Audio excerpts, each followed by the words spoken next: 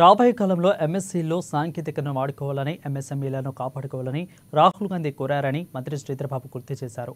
ఈ కోస్తాలో ఉపాధి కల్పిస్తున్న రంగం ఎంఎస్సీలు అని చెప్పారు. ఇక ఈ పరిశ్రమలకు చెందిన 120 మంది ప్రముఖుల నుంచి సలహాలు, సూచనలు తీసుకున్నామని అన్నారు. హైదరాబాద్తో పాటు ఇతర జిల్లాల సమానంగా అభివృద్ధి చెందాలన్నదే తమ ప్రభుత్వ విధానమని శ్రీధర్బాబు స్పష్టం చేశారు.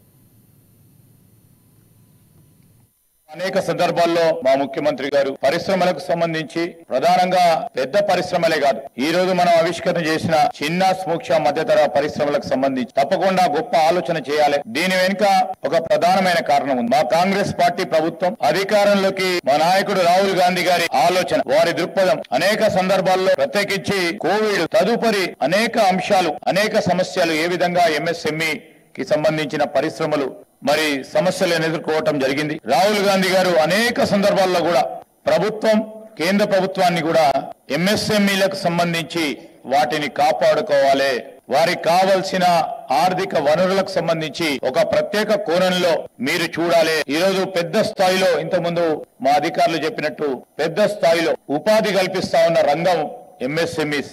ఈ పరిశ్రమలను మనం కాపాడుకోవాలని ఆలోచన చేయాలని వారి సూచన మేరకు మా గౌరవ ముఖ్యమంత్రి రేవంత్ రెడ్డి గారు గాని, బట్టి విక్రమార్క గారు గాని ఈ రోజు ప్రత్యేకించి ఎప్పుడు కూడా లేకుండా మొట్టమొదటిసారి తెలంగాణ రాష్ట్రం ఏర్పడ్డ తర్వాత మొట్టమొదటిసారి ఈ ఎంఎస్ఎంఈ పాలసీని ఆవిష్కరణ చేయడం అనేది చాలా సంతోషంగా ఉంది. ఎందుకంటే మా లక్ష్యం, మా ఆలోచన, మా దృక్పథాన్ని ఈ రోజు రాష్ట్ర ప్రజల ముందట ఉంచుతా ఉన్నాం. మనం అందరం కూడా తెలుసు, ఇంతకుముందు పెద్దలందరూ చెప్పారు. మా ఇండస్ట్రీస్ డైరెక్టర్ గారు డాక్టర్ మల్సూర్ గారు వారి ఆలోచన విధానం భాగంలో పరిశ్రమలకు ఏ విధంగా ముందుకు తీసుకెళ్తారు. తెలంగాణ ఆర్థిక వ్యవస్థలో మనం అందరం కూడా చెప్తా ఉన్నాం, వస్తువుల ఉత్పత్తి, సర్వీసు రంగాలతో పాటు రిటైల్, వాణిజ్య రంగాల్లో వీటి ప్రాధాన్యత చాలా ఎక్కువగా ఉంది. పబ్లిక్ రంగ సంస్థలు, మల్టీనేషనల్ కంపెనీలు సరఫరా చైన్ లో, డిమాండ్ సప్లై చైన్ లో ఎంఎస్ఎంఈల పాలసీ ఎంత కీలకంగా ఉంటదని ఆలోచన చేస్తా ఉన్న తరుణం ఇది. మేమందరం కూడా ప్రతి సందర్భంలో చెప్తా ఉన్నాం, మనది